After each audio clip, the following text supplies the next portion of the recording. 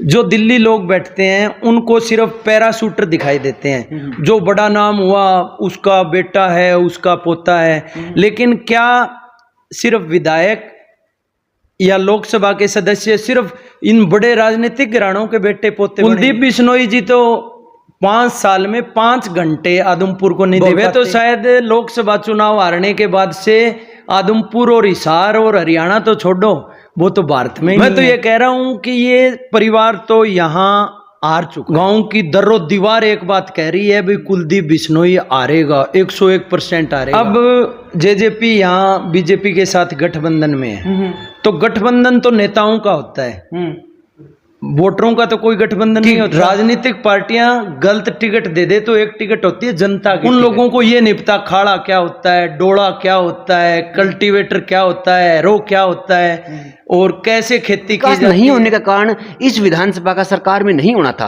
तो लोग कह रहे हैं कि अब की बार सही है, कुलदीप आए हैं, अभी हारेंगे तो भी सरकार में और जीतेंगे तो भी सरकार में, विधानसभा का मेरा नाथ था दूसरा का बड़ा। नमस्कार जी, गामराम में आप सबका स्वागत है। अभी हम मंडी आदमपुर में आए हुए हैं और सब आप जानते हो कि आज के दिन मंडी आदमपुर विधानसभा सबसे चर्चित विषय है हरियाणा की राजनीति का।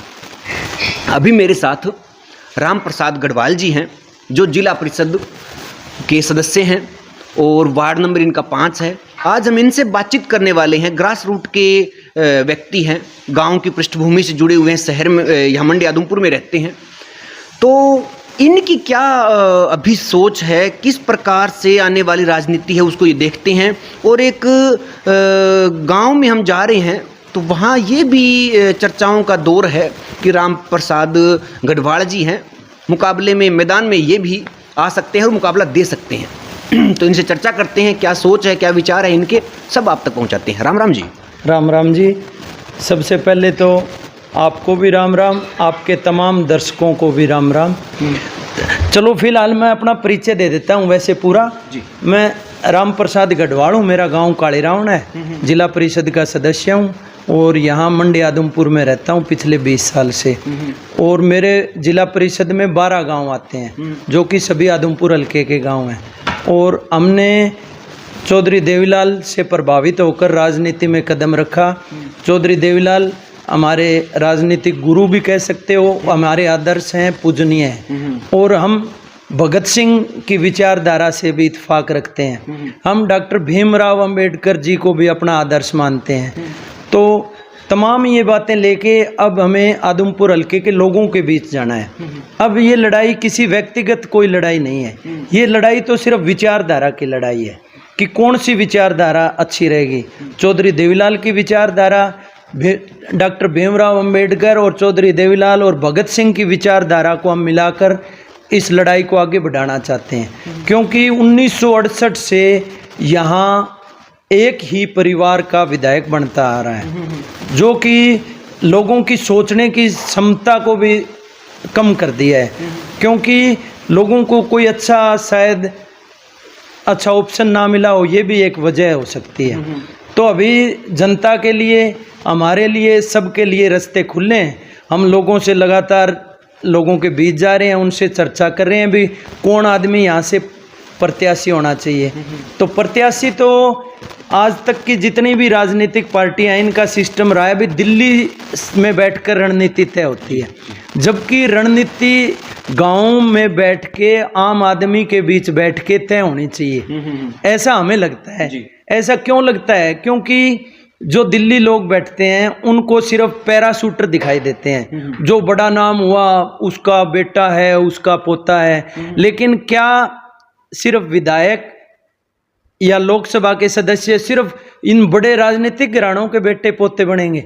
यहाँ आदमपुर ये 55-56 गांव है इस हल्के में, क्या वहाँ का कोई आम साधारण मेरे जैसा 5, 7, 10 किले का जमींदार, कोई पूर्व सरपंच रहा हो, कोई पूर्व पार्षद रहा हो, कोई ये सामाजिक कार्य में जो कार्यरत लोग हैं, क्या वो सपना देखना छोड़ दें भी हम भी विधायक बन सकते हैं, हम भी आदमपुर हल्के की सेवा करना चाहते हैं? तो हम सेवा का जिम्मा एक ही पक्ष ने ले रखा है, एक पक्ष ने ले रखा है और वो भी लोगों को माइंड वॉश कर रखा है मेरे हिसाब से। तो क्यों भजनलाल जी थे, चलो भजनलाल जी थे, वो जमीन से जुड़े, मुकाम ऊंचा पहुंचे, ठीक है, उन तक तो ठीक था। लेकिन कुलदीप बिश्नोई जी तो 5 साल में 5 घंटे आदमपुर को नहीं दे पाते। और भव्य बिश्नोई जिसका यहाँ जिक्र चल रहा है, भाई भव्य भी कैंडिडेट हो सकता है। भव्य तो शायद लोकसभा चुनाव हारने के बाद से आदमपुर और हिसार और हरियाणा तो छोड़ो, वो तो भारत में ही नहीं है, और उस आदमी का हम जिक्र कर रहे हैं, तो क्या ऐसे आदमी हमारा कल्याण कर पाएंगे? ये सब बातें लेके हम लोगों के बीच जा रहे हैं। और मेरा तो स्पष्ट तौर पर मानना है कि इन 55-56 गांवों में से कोई साधारण एक किसान का बेटा, मजदूर का बेटा, व्यापारी का बेटा, कोई भी हो सकता है, वो अच्छा सामाजिक आदमी जो जनता की सेवा की भावना रखता हो, जिसके पास कोई लालच, लोभ, प्रलोभन ना हो, वो व्यक्ति आगे आना चाहिए। और उनमें से मैं एक हूँ। मैं अपने आप को ये नहीं कह रहा भी मैं प्रत्याशी हो गया ये, लेकिन मैं प्रत्याशी होने वाले लाइन में मैं एक हूँ, मैं ऐसा मानता हूँ। आपने बातें ग्रामीण जीवन की, ग्रामीण परिवेश से कोई व्यक्ति आए, ऐसी बातें की, लेकिन यहाँ जो एक गढ़ बना हुआ है बिश्नोई परिवार का, तो आप समझते हो कि चुनौती दे पाओगे आप? चुनौती, मैं तो ये कह रहा हूँ कि ये परिवार तो यहाँ हार चुका है। आप जाओ गांव में, सर्वे करो, गांव में देखो, गांव के 80 से 85% लोग इनके खिलाफ की बातें करेंगे, कहेंगे भाई ये आते ही नहीं है, बिल्कुल दर्शन ही नहीं देते हैं। लेकिन लोग तभी एकजुट हो पाएंगे जब आप उन्हें एक अच्छा विकल्प दे पाओगे। जैसे अब कुछ पार्टियों में काफी नाम भी आगे आ रहे हैं, भाई कांग्रेस की तरफ से संपत सिंह जेपी का नाम भी आ रहा है। हाँ, तो मैं ये मानता हूं कि जैसे जयप्रकाश जी हैं, जयप्रकाश जी कलायत के लिए तो बहुत अच्छे कैंडिडेट हो सकते हैं, लेकिन वो ही आदमपुर के लिए अच्छे कैंडिडेट हो ये तो जरूरी नहीं। संपत सिंह जी हैं, वो भट्टू से पहले एमएलए रहे, अब नलवा से भी एमएलए रहे, तो नलवा और फतेहाबाद के लिए तो वो अच्छे हो सकते हैं, लेकिन ये जरूरी नहीं वो यहाँ के लिए अच्छे हों। तो पार्टियों को विचार करना पड़ेगा।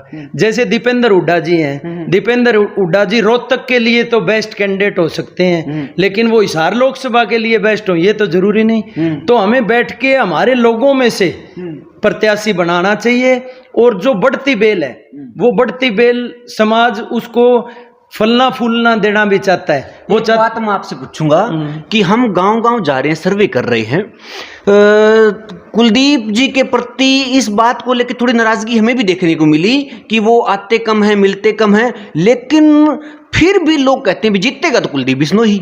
इसका क्या कारण मान रहे हो आप? ये जो कुलदीप के चंद समर्थक हैं, उन्होंने ये ऐसी धारणा बना रखी है भाई अपना है ना, ये मत करना, हार भी सकता है, जबकि इस बार हारेगा।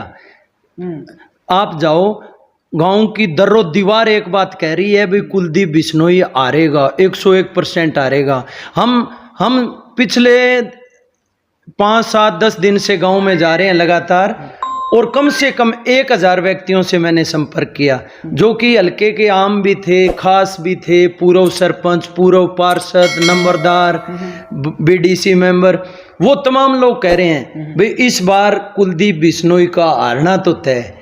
कौन हरा पाएगा, कैसे हरा पाएगा, ये भविष्य बताएगा। आप जेजेपी से भी जुड़े रहे, जेजेपी का गठबंधन बीजेपी से है, तो क्या जेजेपी चाहेगी या जेजेपी के जो लोग हैं वो तो फिर बीजेपी के साथ जाएंगे, और बीजेपी कुलदीप बिश्नोई के साथ है?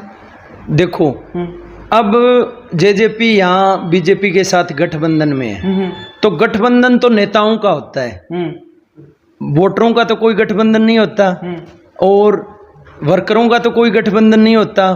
तो वो लोग तो अब समझेंगे भी हमें अच्छा विकल्प क्या हो सकता है। हो सकता है दुष्यंत जी, अजय सिंह जी कहें वो भी अच्छा विकल्प हो सकता है, कोई वो सुझाएं, या हो सकता है वो कहें कि आप लोग स्वतंत्र हो। हमें अभी तक मेरी इस बारे में हमारे नेताओं से कोई बात नहीं हुई है।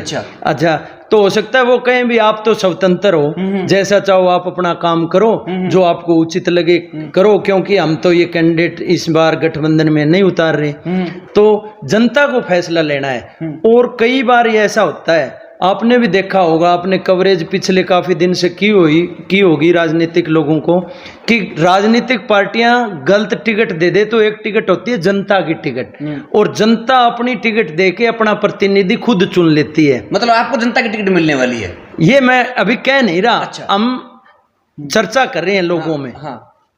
कोई एक सरपंच है, हो सकता है वो भी कैंडिडेट हो, लेकिन हम लोकल लीडरशिप कैसे डेवलप हो, ये विषय लेके भी चल रहे हैं। क्योंकि लोकल लीडरशिप डेवलप नहीं होगी तब तक आपके हल्के का विकास हो ही नहीं सकता।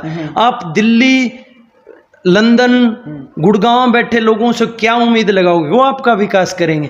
उन लोगों को ये नहीं पता खाड़ा क्या होता है, डोड़ा क्या होता है, कल्टीवेटर क्या होता है, रो क्या होता है, और कैसे खेती की जाती है। किसान को समस्या है तो क्या समस्या है, पानी की समस्या है। वो कहते हैं, यहाँ के लोग गए, मैंने सुना है कुलदीप जी के पास गए, भाई पानी की समस्या है जी, तो उन्होंने सुने भी नहीं कह दिया आपको पानी है ना हम और दिलाएंगे, जबकि वो कह रहे थे पानी भराव की समस्या है, नीचे से पानी आ गया है और पानी भराव की समस्या है, और कुलदीप जी कह रहे हैं आपको पानी और देंगे। तो क्या ऐसे लोग हमारा कुछ कर पाएंगे? आप भी उम्मीद करते हो कि आप भी किसान परिवार से हो, आप भी जनता में जाते हैं, जनता से आप भी ये सवाल कीजिएगा कि क्या कुलदीप बिश्नोई, भव्य बिश्नोई जैसे लोग हमारी तरक्की कर सकते हैं क्या?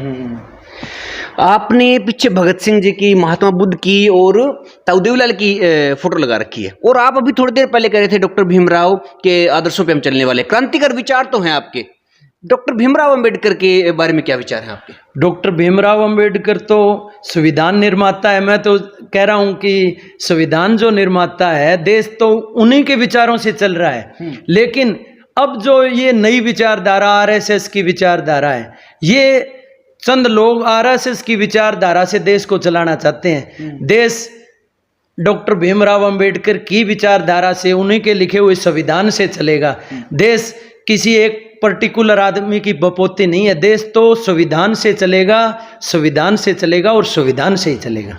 जाति समीकरण क्या है? लोगों का ऐसे होता है कि बिश्नोई समाज ज़्यादा संख्या में है, कुछ जाट समाज ज़्यादा संख्या में है, फिर क्या जाट समाज और बिश्नोई समाज की चलेगी इस विधानसभा में?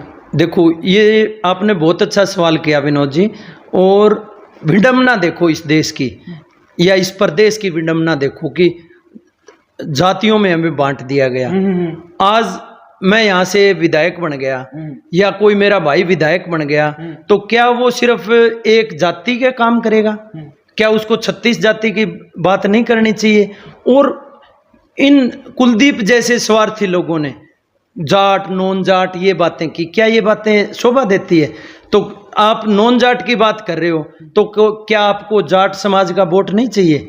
मैं अगर कहूँ मेरे को सिर्फ जाट समाज की तरक्की करनी है, तो ये तो बहुत बुरी बात होगी।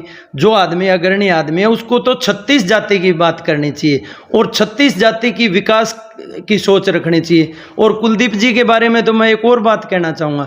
पिछले दिनों जब किसान आंदोलन चल रहा था, तो कुलदीप जी कह रहे थे भाई ये किसान आंदोलन बहुत अच्छा है और किसानों के अहित कर रही है पार्टी, और आज उसी पार्टी में जाके उसी की गोद में बैठे हैं, क्योंकि मेरे को लगता है खुद का हित आड़े आ रहा है। वरना अगर किसानों की, मजदूरों की, दलितों की आप बात करो तो वहाँ तो भाजपा में तो ऐसी सोच, उनकी तरक्की रखने वाले लोगों की वहाँ कोई जगह ही नहीं है। एक बात और राम प्रसाद जी, क्योंकि आप मंडी आदमपुर की विधानसभा से लगातार जुड़े हुए पार्षद भी आप हो, हमने बात की कांग्रेस के बारे में कि उनके पास 2 ऑप्शन अभी चर्चा में हैं कि संपत सिंह और जेपी, और भी 1-2 हैं नाम चल रहे हैं। बीजेपी की तरफ से और जेजेपी की तरफ से क्लियर एक उम्मीदवार हो गए कुलदीप बिश्नोई जी, और भी तो है, इनेलो है, आम आदमी पार्टी है, उनका क्या कोई यहाँ अस्तित्व है नहीं? देखो विनोद जी, आपने कहा भी उनकी तरफ से कैंडिडेट हो गए। अगर कैंडिडेट हो गए तो भाजपा का कोई भी व्यक्ति कुलदीप को तो वोट नहीं देगा। ऐसे कैसे कैंडिडेट आपने डिसाइड कर लिया? आपने जो पहले प्रत्याशी रहे, जो अब मौके पर पीछे प्रत्याशी थी या पीछे 2-3 विधानसभा, उनसे आपने चर्चा ही नहीं की, और सीधा ही भव्य बिश्नोई जो कि विदेश में बैठा है आज की तारीख में, उसको आपने कह दिया ये कैंडिडेट होगा और यही होगा। तो इसका मतलब लोकतंत्र नहीं है इस पार्टी में। तो ये तो फिर एक एक आदमी के कहने से सारा काम हो जाएगा।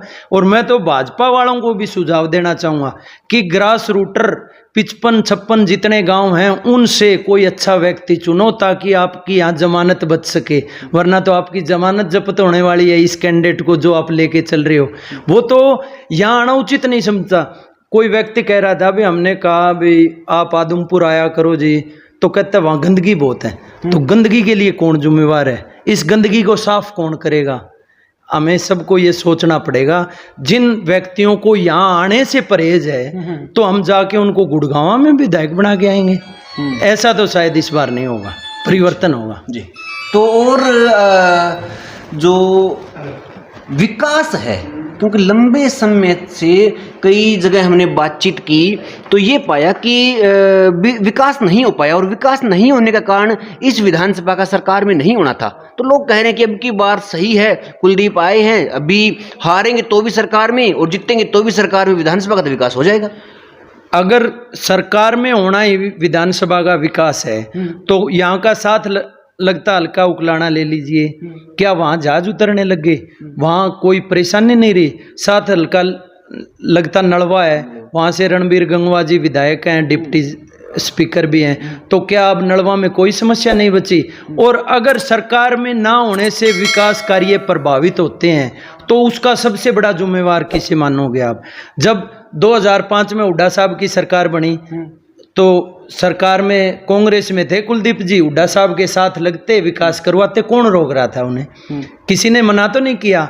लेकिन मैं और मेरा नाथा, एक देसी कहावत है, मैं और मेरा नाथा दूजा का बड़ा माथा।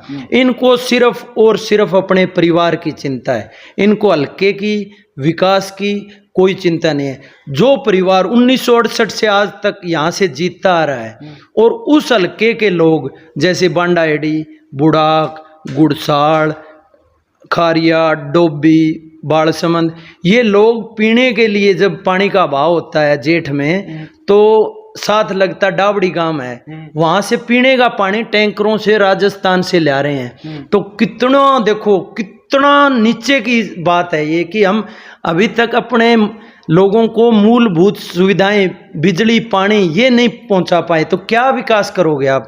क्या अब भी आप इन्हीं से विकास की उम्मीद करोगे? मेरे को तो लगता है लोग इनसे बिल्कुल 100 की 100% इनसे उब चुके हैं और जनता परिवर्तन करेगी। मैं तो कहूँगा कि अब फैसला हमारे हाथ में है, अब फैसला और किसी को नहीं करना। हमें ये हल्का आबाद करना है, हमें इस हल्के की लोकल लीडरशिप को डेवलप करना है, या हम अब भी मानसिक गुलामी में जीते जाएंगे। ऐसे तो फिर हमारे जो पूर्वज थे जिन्होंने लोकतंत्र की कल्पना की थी, जिन्होंने लोकतंत्र को स्थापित किया था, क्या उनका अपमान नहीं है ये?